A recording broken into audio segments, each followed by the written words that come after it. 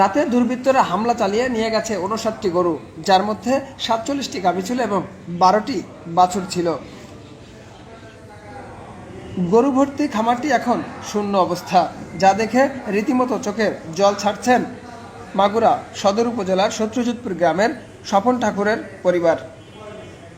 সরেজমিনে গিয়ে দেখা যায় প্রত্যেকটি গরু যে জায়গাটিতে খাবার খেত সেখানে শূন্য অবস্থায় পড়ে আছে। জানাচ্ছিলেন সেই রাতের বর্বর ঘটনা। গেল সোমবার রাতে স্বপন ঠাকুরের বাড়িতে হামলা চালিয়ে দুর্বৃত্তরা নিয়ে গেছে এ সকল গরু। সোমবার রাতে ওই 7:30টার দিক এরকম সময় আর কি, ওই গলির মধ্যে হুড়পাড় শব্দ আসছে। তাই মনে করেছি যে মানে বাসে কোনো গরু বাসে ছুটে গেছে।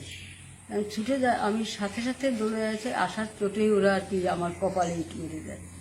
ইট মেরে দিলে আমি মাথার মধ্যে ঘুরে উঠেছি। আমি তখনই পিছন ফিরে টাকাতে আর একজন একটা বাড়ি মেরে দিল।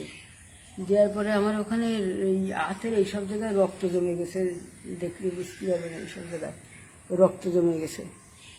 তখন আর কি আমি পিছনে ফিরে বলতেছি কি ওরা আমার গরু নিয়ে চলে যাচ্ছে, ওরা আমার গরু নিয়ে চলে যাচ্ছে। কতগুলো গরু ছিল আপনার এখানে? 47টা গাভী ছিল আর 12টা বাছুর। সব নিয়ে গেছে? সব কয়টাই নিয়ে গেছে। 3টে ছোট একেবারে নেদা যারা 1 মাস বয়স হয়েছে আর কাউরি 15 দিন, এই 3টে বাছুর আছে। সব নিয়ে গেছে? আর সব নিয়ে গেছে। একদল দুর্বৃত্ত বাড়িতে হামলা করে সবাইকে আহত করে নিয়ে গেছে এ সকল গরু। এলাকার সচেতন মহল বলছে, যারা এই ঘটনার সঙ্গে জড়িত তাদেরকে আইনের আওতায় এনে কঠিন শাস্তির মুখোমুখি করা হোক।